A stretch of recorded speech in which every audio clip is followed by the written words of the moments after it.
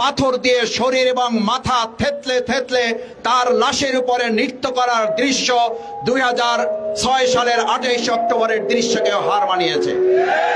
ব্যবসায়ীরা নিরিবিলি ব্যবসা করতে পারেন এবং আমরা চেয়েছিলাম আমরা আমাদের সমস্ত সাধারণ নাগরিক নিশ্চিন্তে নিরাপদে জীবন যাপন করবে, কিন্তু অত্যন্ত দুর্ভাগ্যের বিষয়, অত্যন্ত উদ্বেগ এবং উৎকণ্ঠার বিষয়, যখন আজকে আমরা এখানে সমাবেশের আয়োজন করেছি 19শে জুলাইয়ের জাতীয় সমাবেশ বাস্তবায়ন করার জন্য, সেই দিনেই আমরা লক্ষ্য করছি খুলনায় তারা নিজেদের মানুষকে জুমার নামাজ পড়তে যাওয়ার পথে গুলি করে তাকে বহিষ্কৃত তাদের দলের এক নেতাকে হত্যা করেছে।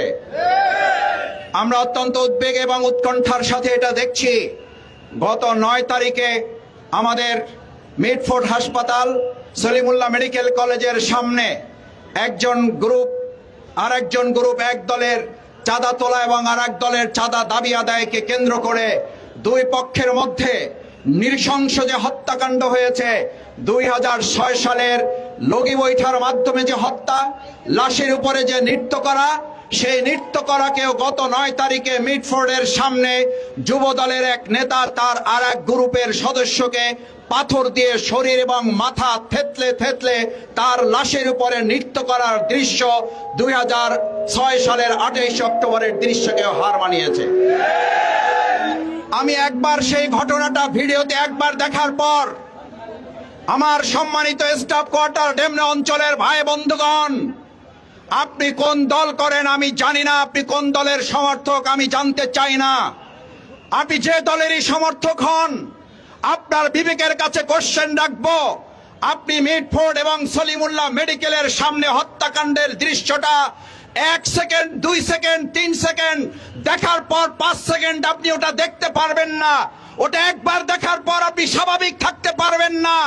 এই হত্যাকাণ্ড যারা ঘটাচ্ছে, এরকম বাংলাদেশের জন্য 2024-এর জুলাই আগস্টের গণঅভ্যুত্থান হয় নাই। আমার ভাই এবং বন্ধুগণ, দলের স্বার্থে কথা বলার জন্য জামাত ইসলামী 19শে জুলাই জাতীয় ঐতিহাসিক সমাবেশের আয়োজন করে নাই আমাদের সেই সোহরাওয়ার্দী উদ্যানে। আমরা এই সমাবেশ ডাকতে বাধ্য হয়েছি। আমাদের এটিএম আজহারুল ইসলাম সাহেব যখন কারাগারে বন্দী 2024-এর গণঅভ্যুত্থানের পরেও আমরা আন্দোলনের ডাক দেই নাই, আমরা নিবন্ধনের জন্য রাস্তায় নামি নাই। এখানে সাক্ষী আপনারা। আমাদের যে দাঁড়িপাল্লা প্রতীক আপনাদের আবেগের প্রতীক, আপনাদের ভালোবাসার প্রতীক, আপনাদের ন্যায় এবং ইনসাফের প্রতীক, জনগণের দাবি আদায়ের প্রতীক যে দাঁড়িপাল্লা দেখতে পাচ্ছেন, এই দাঁড়িপাল্লা প্রতীক কেনা হয়েছিল, তার জন্য আমরা রাজপথে আন্দোলনে নামি নাই। আমাদের নিবন্ধন বাতিল করা হয়েছে, আমরা রাজপথে আন্দোলনে নামি নাই। কিন্তু আজ আমরা রাস্তায় নেমে সমাবেশ করছি কেন? আপনাদের কাছে এই প্রশ্নের জবাব আমি দিতে চাই।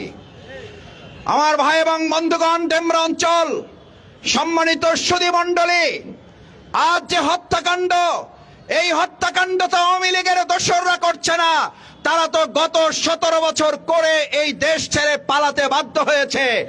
তাহলে হত্যাকাণ্ড কারা পরিচালনা করছে? এর জবাব তো এই নাগরিকদের কাছে রাজনৈতিক দলগুলোকে অবশ্যই দিতে হবে।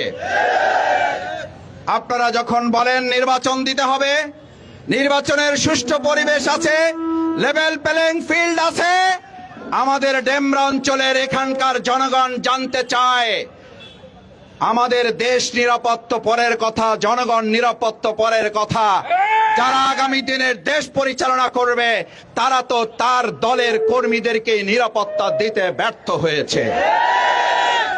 সেই ব্যর্থতার কারণে আজকে 100 জন নয়, 150 জন নয়, প্রায় প্রতিদিন 1 জন 2 জন করে নিজ দলের নিজ কর্মীরা যাদেরকে হত্যা করছে, আমরা তাদের বিবেকের কাছে প্রশ্ন করতে চাই, আপনারা দেশ নিরাপদ করবেন তো পরের কথা, আপনারা তো আপনারা দল পরিচালনায় নিরাপত্তার সাথে করতে ব্যর্থ হয়েছেন। যারা দল পরিচালনায় ব্যর্থ, যারা দলের কর্মীর নিরাপত্তা দিতে ব্যর্থ, এই দেশের মানুষ বিশ্বাস করতে চায় না তারা দেশ পরিচালনায় সফল হবে, জনগণের নিরাপত্তা দিতে পারবে। এটা কল্পনা ছাড়া আর কিছুই নয়। আমার ভাইয়েরা,